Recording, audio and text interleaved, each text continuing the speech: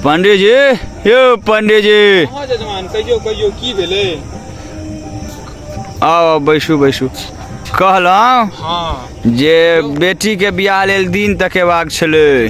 दिन तक बात छलै। कई महीना में? देखियौ है अगला महीना में जे भऽ जाए। अगला महीना में हो जाए। हाँ दिन तो है ना, तो 4-5 गो दिन ये, कोनो चिंता के बात नहीं है। ओ देखियो एगो ये 2 तारीख के दिन, हाँ। 10 को ये, एगो 14 को, एगो 16 को, एगो 18। ओ बताओ इनमें से अहाँ कोन दिन में आप परफेक्ट रहब? सबसे नीक नहीं, दिन जे है। बढ़िया दिन छै से देख लियो। सबसे बढ़िया दिन है 10 तारीख का, 1 नंबर दिन है।